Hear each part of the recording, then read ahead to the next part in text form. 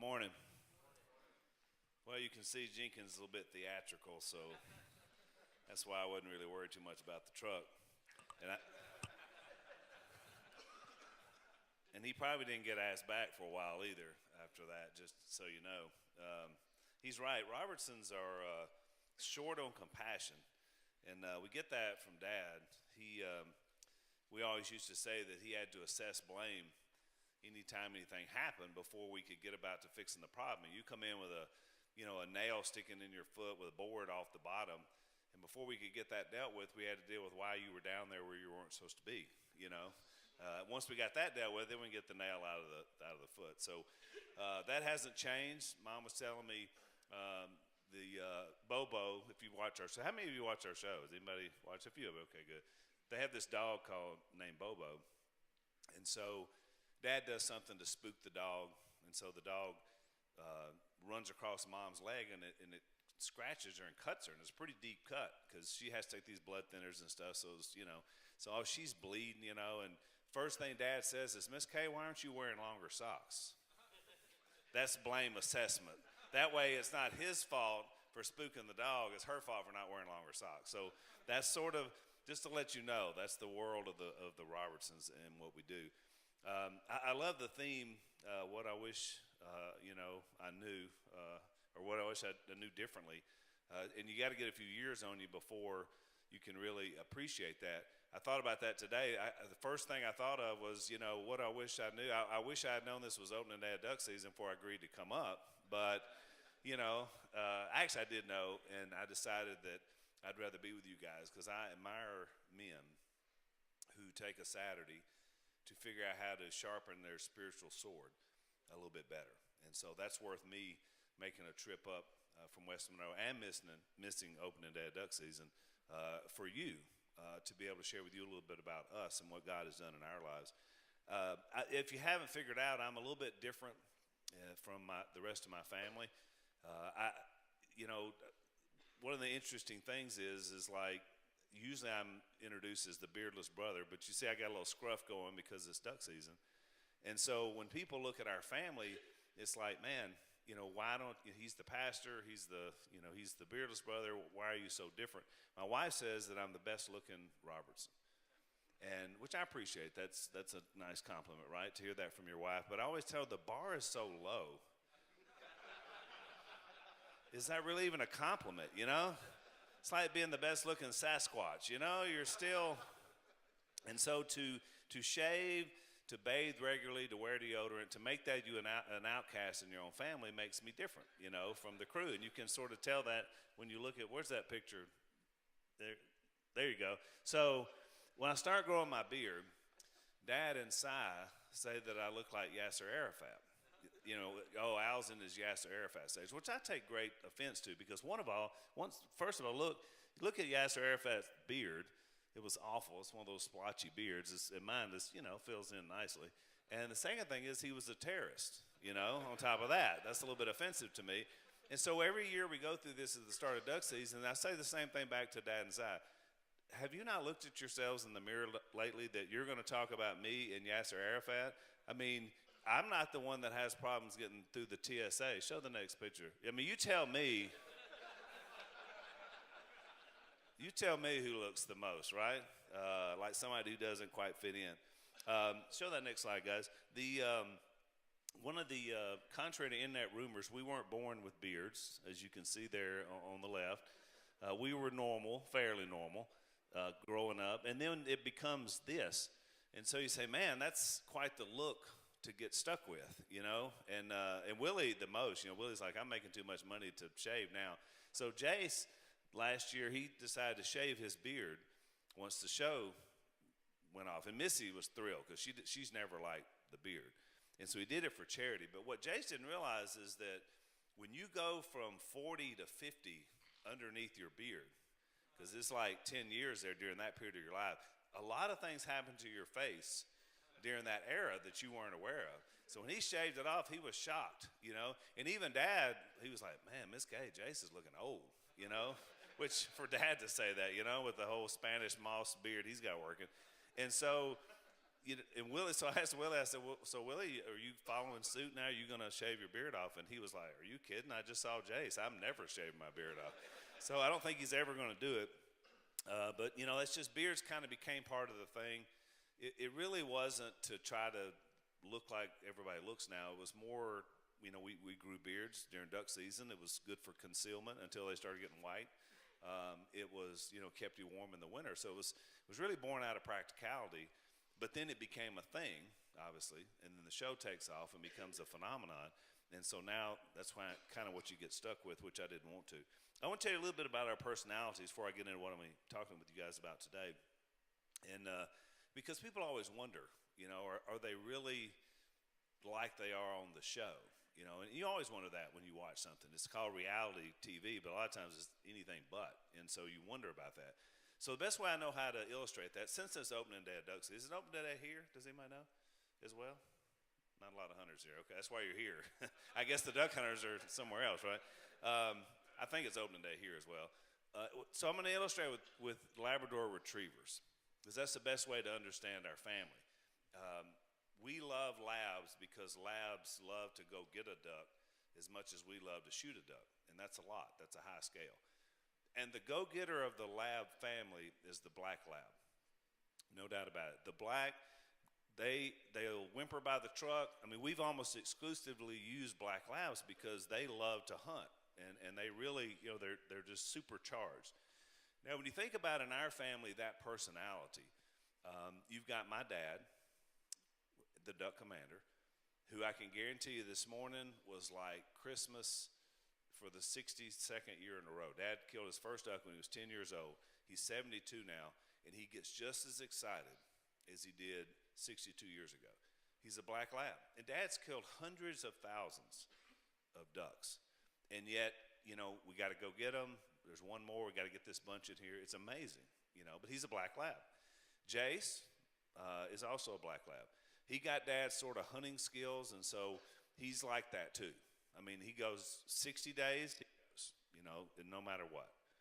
Now, the yellow lab is a little more of a domesticated lab. They'll still go get your ducks. I mean, yellows are good hunting dogs. There's champion yellows. But as you know, if anybody has one, they make great service pets. They're good with kids. They're domesticated. I mean, they kind of can be a pet as much as they can be a hunting dog.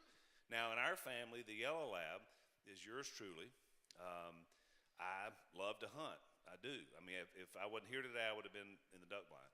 But I don't have to go every day. And if we hadn't seen the duck in a week, my theory is it's a good time to sleep in. I mean, that's kind of the mindset. I don't have to go every day. I'm not driven by it. I'm a yellow lab. Now, my baby sister, Jep, who lives, Jenkins knows Jep, so he gets that totally. He lives in Austin now.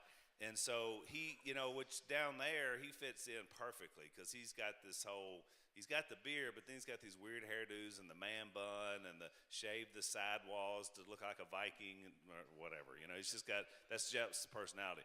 But when it comes to hunting, he's like me. He's a yellow lab because he enjoys time with his family. He doesn't have to hunt every single day. He and I are yellow labs.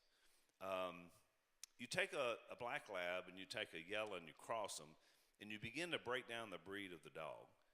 And so the dog's going to get a little kookier and a little crazy, and you get a chocolate lab. Now, chocolates, I've seen some world champion chocolate labs. I mean, they're high-strung dogs. But I've seen more that don't know come here from Sikkim. I mean, they're just that way. And it's really because of their breakdown and their breed is the problem. But they're lovable, but they're clumsy and lovable. Now, in our family, believe it or not, that describes my brother Willie, who I understand was just here in this area last week.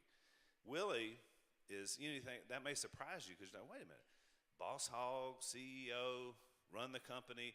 Well, some days he's a world champion, no doubt about it. He's got good business instincts. And some days he doesn't know come here from Sikkim. That's Willie. And the reason why is because Willie put the A and the D in ADD. He's all over the place. He can't sit through a presentation. He's up. I already heard a story today from one of the security guys about Willie. I'm not surprised doing something he wasn't supposed to do. He's a chocolate lab through and through. But when I try to think of a lab to describe my Uncle Si, who's really really certifiable. There's only one that I know of. Show that next one. This guy is the only one I know. Which I figured you guys would appreciate that.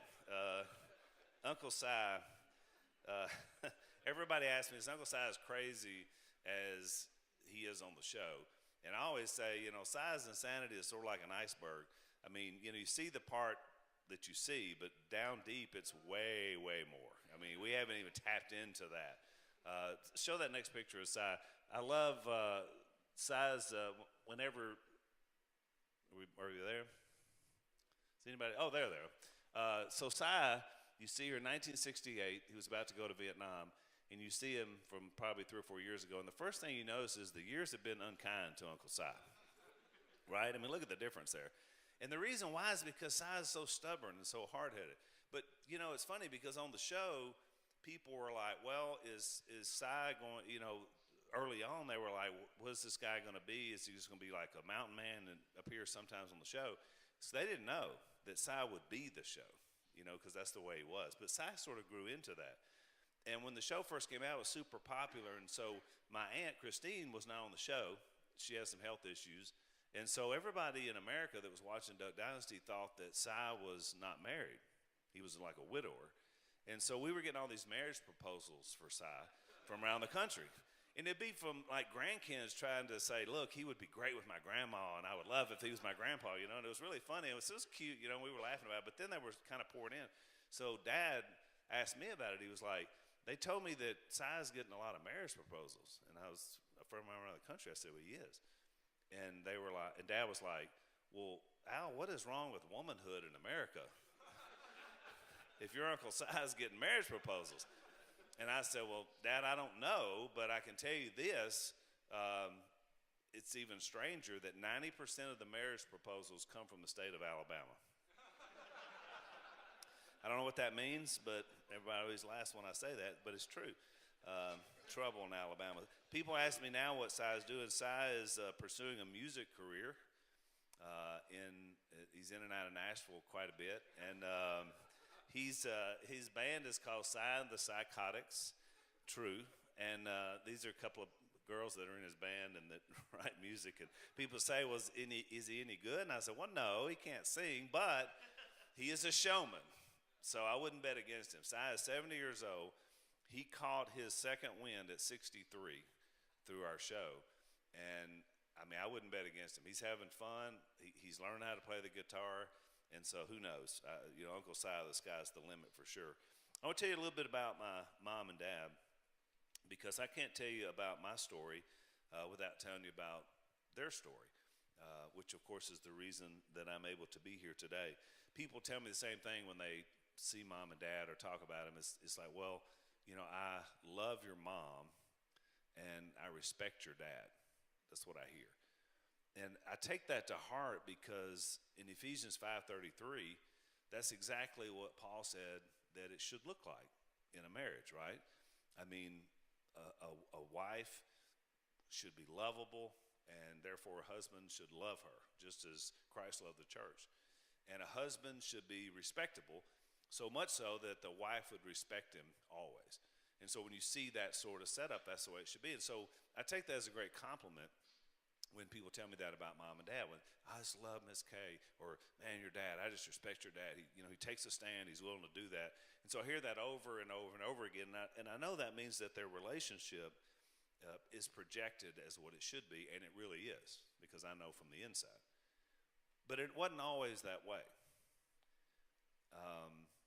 When you see the family and you see multi-generational faith and you see people laud us as being, well, that's the kind of family America needs to be, and we need to be able to pray together and do these things, we humbly appreciate all that. But what people don't know, unless you've read our books, is that in 1972, whenever I was 7 years old, Jace was about 4 years old, and Mom was pregnant with Willie, this family could never have imagined the family that would be on national television, that people would respect, that people would look forward to. I mean, this family was struggling just to stay together.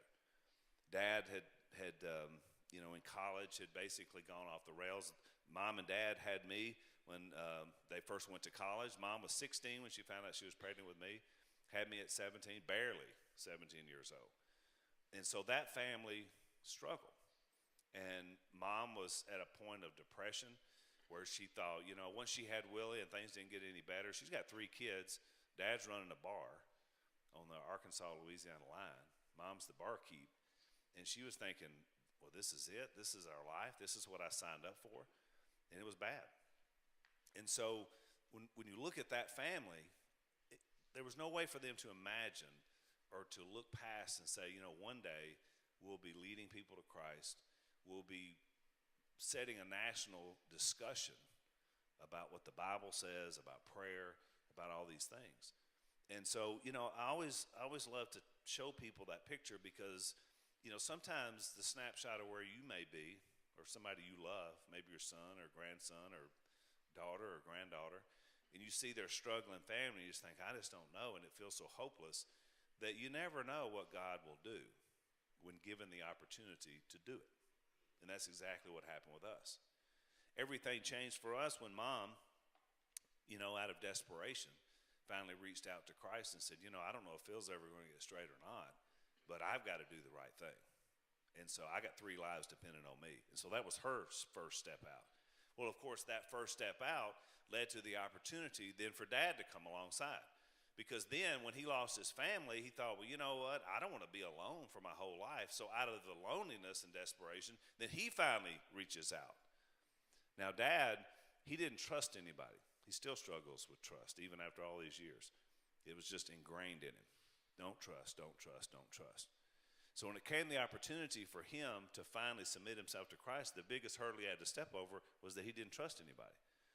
And mainly it was because, as I look back now, and he'd tell you this as well, it's because he didn't trust himself so much because of the evil that he was involved in. He projected that mistrust on everybody around him. So he would accuse mom of having affairs. And here's mom working 5 days a week, trying to take care of us, trying to take care of him. And mom was like, are you insane? When would I have time to have an affair? And yet he was just projecting his own life and guilt onto her. And the more spiritual she became, the worse it became for her. And so that was sort of my growing up. It was seeing that. And so when Dad finally showed up at mom's work after they'd been apart for several months, he was in his truck and mom thought, oh, he's drunk. She's telling her coworkers, you better, get ready to call the police. This may get ugly because Dad was a bad dude. I mean, one of those kind that just whip everybody in the place. And mom went out to the truck. Dad was in there and he was slumped over the steering wheel. And so she thought he was drunk. So she's getting ready to give the bat signal, to call the cops, to her coworkers. And Dad looks up at her and he's been crying. And mom had never seen him cry before. So her first thought was, well, somebody has died, something has happened that, and then he says, Miss Kay, because he's always called her that, Miss Kay, I want my family back. And, that was a moment for her because, that's what she's been waiting to hear this whole time, that finally he's ready to do something. And so in her moment of strength, she looked at him and she says, well, Phil, I love you, and I want you back, and the boys love you, and they want you back, but we can't come back together as a family unless something changes with you. And in all honesty and humility, my dad says, well, Miss Kay, I want to, but I don't know how. And she said, well, you're going to have to trust in something bigger than yourself. And he said, I don't know how. I want to, but I can't see a path to that. And she said, well, I know a guy who knows a guy. And so she took him to our pastor at the time, who wound up being my mentor for most of my life, who was an elder at our church for many, many years, who discipled my dad. He was a man who sharpened many men, and he sharpened my dad. So my dad went from being a heathen, who everybody knew is bad reputation, bad hombre, don't mess with that guy, to being John the Baptist, seemingly overnight. I saw him begin to share with people. And so 4 of our current elders at our church at Whites Ferry Road were all led to Christ by my dad, including me.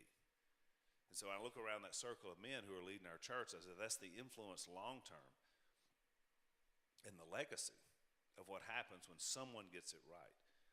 And so I think about the passage, Hebrews 10, because this finally became a reality to Dad, which then finally, ultimately became a reality to our family. Let us draw near to God with a sincere heart and with the full assurance that faith brings, having our hearts sprinkled to cleanse us from a guilty conscience. That was the difference maker in our family. When Dad was finally able to say, I can't do this anymore, but Christ you can in me. And having our bodies washed with pure water, purity, let us hold unswervingly to the hope we profess, for he who promised is faithful. And so that changed our family in that moment to possibility. And out of that change, Dad decided that he didn't need to be running a bar, of course.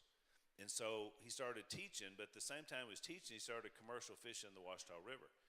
And, you know, in this moment of commercial fishing, he said, you know what, I want to make a living off of hunting and fishing, and I want to start building duck calls. And Mom was like, well, Phil, we're going to starve to death, you know, number one. But if you, and he said, okay, that's where God's leading me. So that's what we did. We started fishing the river. And let me just tell you that fishing is a faith-based business because we spend a lot of time praying for God to send fish into nets. And as I later became a pastor myself and understood the New Testament, there was a reason why God chose 4 of the disciples that were fishermen, because they understood what it takes for fish to swim into nets. And Jesus would even tell them later, you're going to be fishers of men, which means that it's not going to be by your power to do it, but by some force that you can't recognize, these fish are going to come in, and that's how you're going to make your living. And so we would go down and we would pray that, because we had a $500 note coming to the bank, and Dad, I remember it clearly, he would say, well, we need to pray out for, we need about 400 pounds today of catfish and buffalo to make this note. And so we would pray for 400 pounds of fish. And so I thought about all those miraculous catches. Remember, Jesus was, when he really wanted to impress the disciples, he would send fish into their nets. And that's what happened with us. We'd get back, we'd have 4 tubs of fish. Dad said, we're going to be close, Al. We'd load them up on a thing. Mom would take them in. She'd take them to the fish market. 422 pounds today. It was like, thank you, Father. Praise the Lord. And that was our early beginning. And I look back on those times and I wonder, you know, because it took us 40 years to build our business. 40 years of funding it that way. Through faith, through prayer, through hard work, through innovation, but none of it on our own. Everything led by God to build. And so as I look back now, because when you get this opportunity of what I wish I had known, because you're just trying to make a living. I'm a kid. I'm just trying to do what I'm told. And you look back on it and think, why would God build it this way? And then I think back in the Bible about Moses thinking he was a leader and then being shipped out to the Midian Hilton in the desert for 40 years to learn that he wasn't the man until he trusted in God to be the man. And so I really believe with all of my heart that we obviously didn't know that we were going to be on national television and have an opportunity to impact people, but God always has, because he operates outside of time. So he decided to send the Robertson family through a 40-year humility training program of having to rely on him to build everything that we had. Therefore, when the platform got built, and we have an opportunity to speak to thousands and thousands of people and books, millions in print, we would never be able to say, oh, look what we've done. Look how good we are. Look what we've built. Because it would always be about, what has God done? How has he built this platform? And I think it's the same for any of us. And so sometimes when we're going through this place of dryness or place of wondering, and we're thinking, what does this all mean? Maybe God's just building your platform, and he needs you to be humble to walk through the process, because he knows what you're going to do, even when you don't. Now, we started building duck calls. Show that next slide. And it was a humble process. There we are in our little bitty shed building these calls that one day we would sell millions of to people, and a lot of non-duck hunters, by the way. When the show took off, we were selling duck calls to 4-year-old girls for their birthday party. That was the phenomenon of the show. And yet the trick was we had to still make it sound like a duck, right? Because you don't know who's going to buy the thing. So you couldn't make party novelties. So we built a lot of duck calls. But again, God knew what he was doing. We began making videos, and we were on the Outdoor Channel. And that's really kind of how it all came about. We had a hunting show on the Outdoor Channel. It's very popular among duck hunters. There aren't that many duck hunters in America. But somebody finally said, these guys need to be on national television. But here's what I love about Dad. We started duck call business, and we were probably 5 years in. And we were in New Orleans. I'll never forget it. I was a teenager by this point. And Dad speaking, we had a booth at the Superdome. And it was a big outdoor duck hunting show. And it was mostly people from Louisiana, mostly Cajuns there from South Louisiana. And so they had asked him to do a duck call demonstration. And he was starting to do those, speak at DU banquets. But Dad gets to thinking like, man, I'm in front of these men. And of course, DU banquets, I don't know if you've ever been to one, but it's just a drunk fest because they're trying to get people to donate money to DU. And so the alcohol is flowing. But Dad would get up, and it's kind of awkward because he'd want to talk about spiritual stuff, but, when half the room is drunk, it's just not really, you do it anyway, he did it anyway, but it just wasn't really landed. Well, he's in New Orleans, and so he does his duck call demonstration, and then he's thinking, man, I got 500 people here. I need to tell them about Jesus. So he does his duck call demonstration, and he reaches down into his Bible, and he pulls out this tattered Bible. And he says, and he's standing underneath the sign that says, Budweiser, the king of beers, Anheuser-Busch. And so he looks up at that sign, and I'll never forget it, because it was the first time that I ever really saw him just publicly proclaim. And he said, you know what, boys? Oh, Anheuser-Busch, he is the king of beers. That's a good beer. I used to drink many of them. And now everybody's just kind of getting quiet. He said, and he held up his Bible and said, but I want to tell you about the King of Kings. Because he said, that'll change your life. Way more than Anheuser-Busch. He said, that wasn't always good for me. Well, now all these Cajuns are out here, and they're all drinking beer. And so they put their beers down under their seat, behind their leg. And they're just like, what's he doing? And so he starts, and he shares the gospel with them. And everybody's kind of so stunned because it's not really the environment for that. And so they didn't know really what to do. And they sort of clapped nervously like, what was that? And so as Dad's walking off stage, there's a guy there that sold our duck calls, and his name was Dubuisson. He's classic New Orleans. And he said, Phil, you can't do that. You can't do that. And Dad was like, do what, Dubuisson? He said, you can't mix religion with your business. You lose both. So Dad thought about that for a minute. He looked at me and said, did you not hear what I was just talking about? He said, Dubuisson, I'm talking about dead men coming out of the ground. He said, I can't not talk about that. If it wasn't for the Lord, I wouldn't have a business. I'll talk about it everywhere I go.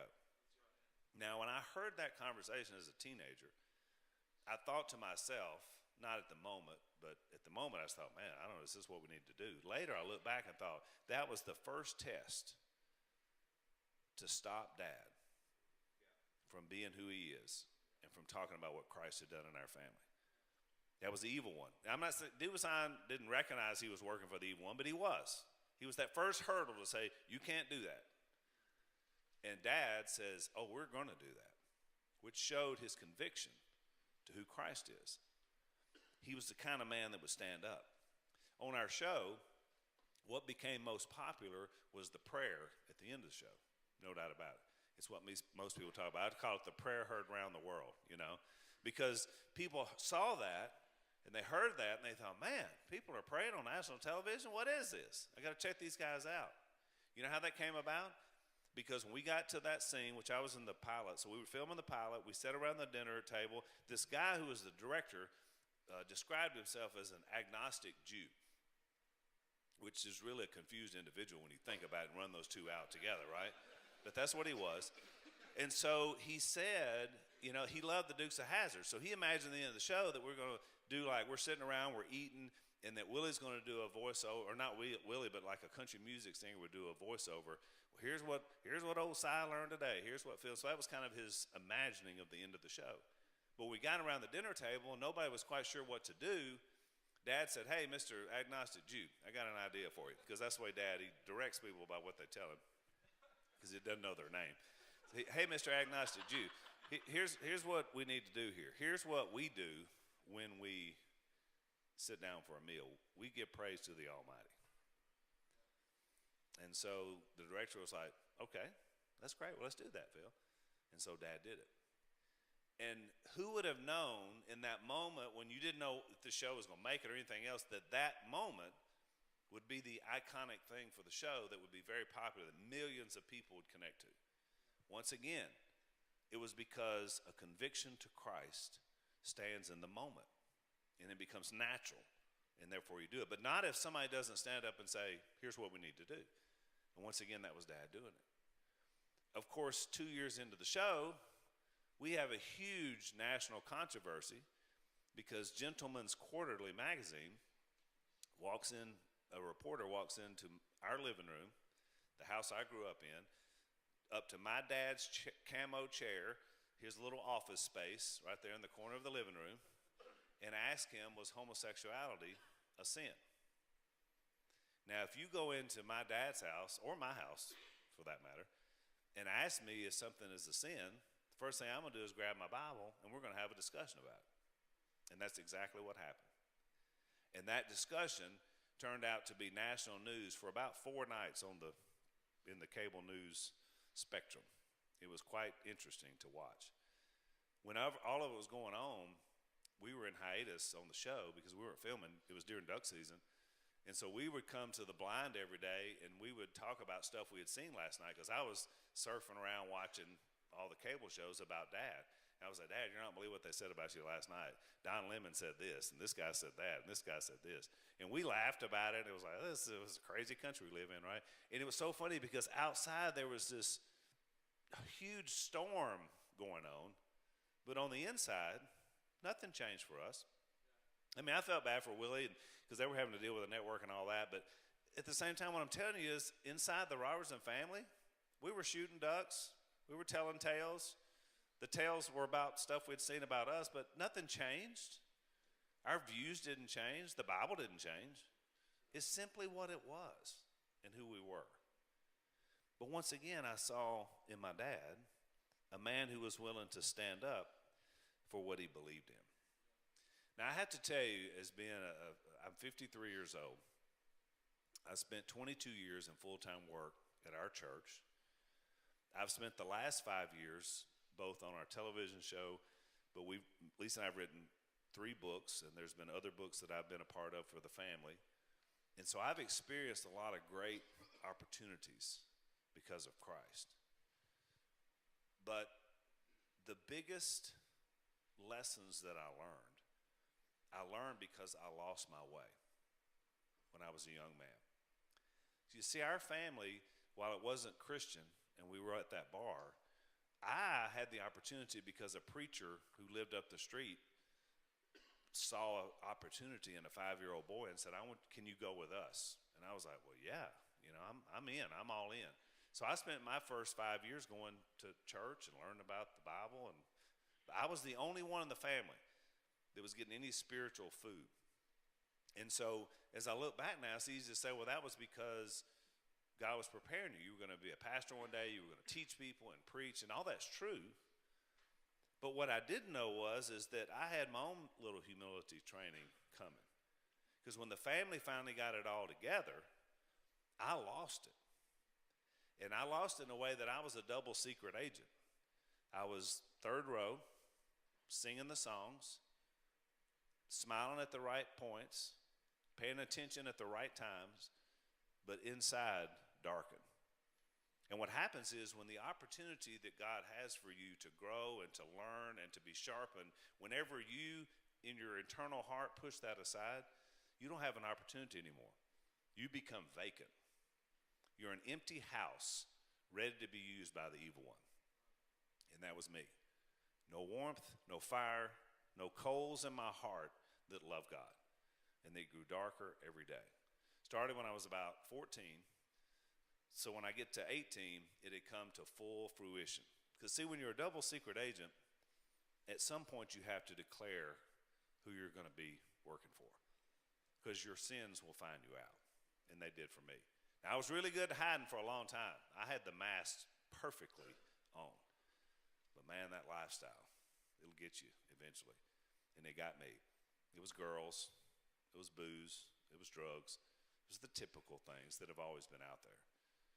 So my dad comes to me in this moment, and I'm 17 years old. I just graduated high school, and he says, Al, if you're going to live this way, you're not going to be able to stay here. And so I was looking at him like, you're telling me this? I didn't realize I had so much anger towards him because of the way he had been when I was growing up, the way he had treated mom. And I was angry with him. Now, like a good teenage boy, I bottled it all up. I didn't want him to know I was that angry, but it was there. And he's telling me now, you can change or leave. The same choice he had with mom. But the difference between me and him was I was prideful. I was 17. I knew what I was doing. And so I had been dating this girl, Lisa, who hopefully you'll meet later. So it works out, even though it was bad at the time. I broke up with her, took off to New Orleans. And there's a passage that I wanted to read to you because, man, this sums up where my life was in this moment. It says, this is from Proverbs 14:12. There is a way that appears to be right, but in the end, it leads to death. And that's where I was. I mean, in my own mind at 17, I thought I knew what I needed to know, and I was going to make my own way. But what I didn't know was I was heading to my death. Spiritually, I was already there. But physically, I was trying to get there. And so my lifestyle in that year that I lived down there was one of wildness, adultery. I added that to my list because I was dating all these older nurses who thought I was 21 because that's what I told them that I was, but I was actually only 18 years old. And so I finally found this one, and she was married, and she told me she had been separated for several weeks, or months actually. But it turns out it was just 2 or 3 weeks. I've done a lot of marriage ministry now, and I realize that when people are separated for a couple of weeks, they're just trying to work through some differences. Well, she's sleeping with me while working through these differences, supposedly. And so I began feeling kind of nervous about the situation because, you know, it was always sort of like sneaking around. And I knew she was married, but I'm always thinking, is this guy going to show up? Well, one Sunday morning, he did show up. I had been at her apartment. I actually went there to break up with her and didn't. You know, women have that power of control, and she did over me. And so I go out to my car, and I have 2 flat tires. And I was like, oh, well, how does this happen? And so I get out all my stuff, and I'm going to fix one, and then I'm going to try to get my uncle to come and help me air up the other tire. And then this guy comes up behind me, and he picks up the tire tool that I didn't realize that I'd laid down behind me. And he didn't just like start right in on me. He was just saying, oh, you got flat tire there, huh? Just like curious, but I could just tell there was a vibe coming off that was not good. But I'm 18 years old. I'm not wary of the world. And then all of a sudden, he starts wailing on me with the tire iron. And so we wrestling around. He's trying to get me. I'm trying to get away because I'm a lover, not a fighter, you know, at that point in my life. And so I finally get free from this guy after he's, you know, gotten me several times with a tire iron. And I take off running. And I was fast back then, especially when somebody's trying to kill you, you're really fast, you know. And so I ran around the corner into this little convenience store. I'm out of breath. And he never said who he was. I knew, I guess, in my subconscious who it was, but you don't want to admit it because then that would have meant that I was sleeping with his wife and I was wrong. So I tell the guy at the store, you know, Ahid or whoever, he was an Indian guy. I said, "You got to call the cops because this guy's trying to kill me." And I don't, so he calls the cops. They show up in about 10 minutes, and I'm looking over the counter just thinking at any minute this guy's going to show up. We're going to get into it again because it didn't run far. Cop car shows up. I get in. First thing he asked me is, "Where's the gun?" And I was like, there wasn't a gun, but this crazy guy, he picked up a tire to his head. He said, "I know, but where's the gun?" I said, I don't know what you're talking about. Well, as we pull up to the scene, there's 6 cop cars, lights are flashing, and my car has been beaten. What he couldn't finish on me, he took out on my poor Monte Carlo, and it was just beaten all up. The windshield's busted out. And there laying on the hood of the car was a pistol with the chamber open. And then I remembered that my uncle had given me a gun and put in my glove box, which would have been good to remember like 30 minutes earlier, but I didn't remember that. He had gone back. He had beaten up my car. Witnesses had seen him. He got in and rummaged around. He found the gun in the glove box and started back down the road. As he got to the end of the road to make the turn where I was waiting in the little 7-Eleven, the first cop car showed up. Now, when I heard this in that moment, sitting there, I thought to myself, you just came within a minute of being killed. Because there's no doubt, he walks in that store, he's shooting me. Ahmed is probably in trouble as well. This guy was crazy. Turns out he was a Quaalude dealer who had flipped and was working for the cops. So nothing was going to happen because of this incident. He was more important to them to get Quaalude dealers than this 18-year-old person who was sleeping with his wife, by the way. So these cops looked at me with contempt, which they should have, because I deserved no grace. I deserved no praise.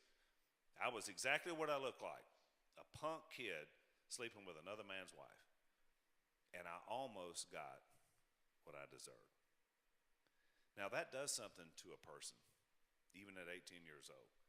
I sat there on that curb, and when they told me this story, I just kind of went into this shocked place of, is this what your life is about? Everybody left except for one police officer, and he sat down next to me and said, "I'll help you get your car fixed up where you can get out of here." So I really appreciate that, because I'm thinking, how am I going to get home? I'm bleeding, my clothes are torn up. He said, "But before I do that, I want to ask you a few questions." And so he systematically took me through by questioning me of where I was as a man. I don't know this guy's name. I would love to somehow run into him. I guess I'm going to have to wait to heaven to talk to him. But he changed my life because he took the time to sit down next to me on that city street. He started talking to me about home, and I began to cry. He started talking to me about what it was like to be back where I was safe. I didn't have to worry about places like this. And then he told me, and he could have told me to go jump off the Huey P. Long Bridge, and I would have. He told me, he said, "You need to go home. You don't need to be here. And when you get there, you need to work things out with your family." And that's exactly what I did. My life changed that day on that city street. Now, I had a lot to learn and a lot to do and a lot to be aware of, but that was the beginning. I'd finally humbled myself to be ready for what God was going to bring next. And so, I will tell you about that at the end of this day and what I learned, because much more important than what I wish I knew was what I've learned to be able to share with you. Father, I thank you so much for the opportunity to be able to tell a little bit about what you've done in my life and our family's life. And I pray, Father, that as now we hear some other guys and different things, different ways that we sharpen each other, that you'll bless our hearts to be open today, to figure out exactly what you want us to know as we leave this place today. So I pray for my brothers who will be speaking. I pray for my brothers who are here to listen, to learn, and to be sharpened. And I'm grateful, Father, for the opportunity to be here today.